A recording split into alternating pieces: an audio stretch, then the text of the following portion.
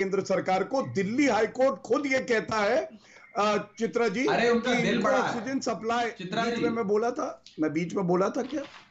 मैं बीच में बोला था, मुझे भी जवाब देना है। अच्छा नहीं, तो अपनी बारी में गौरव जल्दी से अपनी बात, रागिनी भी बहुत देर से इंतजार कर रहे हैं, धैर्य से एक बार उनकी भी बात हो जाए प्लीज, जल्दी से अपनी बात खत्म करें। जल्दी ही करूंगा, धन्यवाद।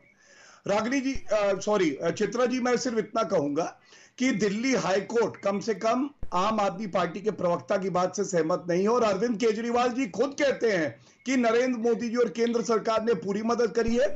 3 दिन पहले जो ये कह रहे थे कि बेड और ऑक्सीजन की कमी नहीं है, उसके बाद पलटी अरविंद केजरीवाल जी ने मारी। और अंत एक बात बस कह के कर दूं, सीएम को जो चिट्ठी आप थोड़ा लिख रहे आगे हैं, बढ़ जाते हैं, ठीक है, अब राजधानी दिल्ली तो महत्वपूर्ण है ही गौरव भाटिया, लेकिन यही जहां आप बैठे हुए हैं ना राजधानी दिल्ली में, उसी से बिल्कुल पास है आगरा, जहां पर एक विचलित कर देने वाली तस्वीर सामने आई है, जहां एक पत्नी ऑटो के भीतर अपने पति को मुंह से ऑक्सीजन देती है, वो थक जाती है और उनकी गोद में उनका पति प्राण त्याग देता है।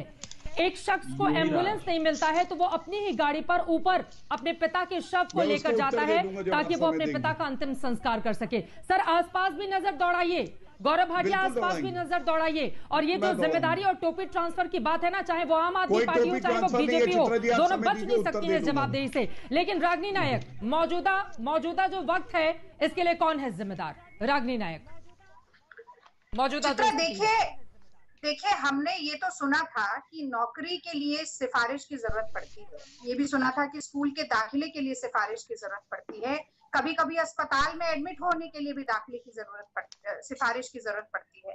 लेकिन मरने के बाद अंतिम संस्कार के लिए मरघट में जगह मिल जाए, इसके लिए सिफारिश लगानी पड़ेगी। मुझे नहीं लगता कि देश की जनता ने ये सोचा था।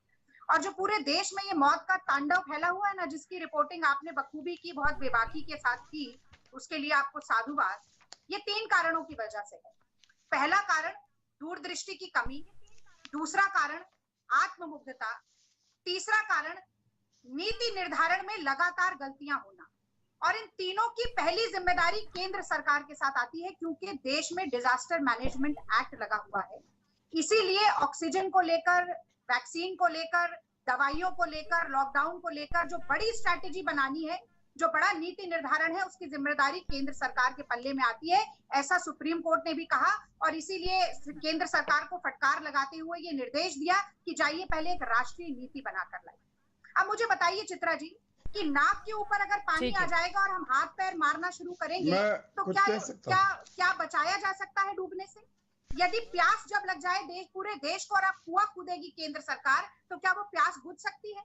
मैं जानना चाहती हूँ, आज गौरव भाटिया जी ने कहा 551 PSA ऑक्सीजन जनरेशन प्लांट लगाए जाएंगे। भाई अगर लगाए जाएंगे तो इसका मतलब है कि पहली से दूसरी वेव की तैयारी तो हो नहीं सकती, क्योंकि उसका समय तो निकल गया।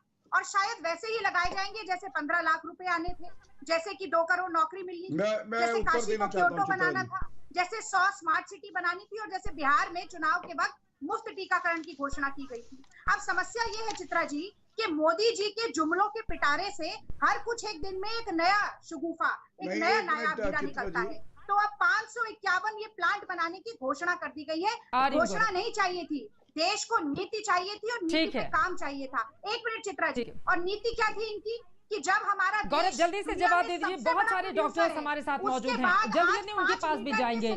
ठीक है रागिनी, लोगों को मरना पड़ रहा है और इन्होंने एक्सपोर्ट को दुगना किया। पार्लियामेंट की स्टैंडिंग कमेटी ने बताया था कि ऑक्सीजन की शॉर्टेज होने वाली है, उसके बाद भी इनके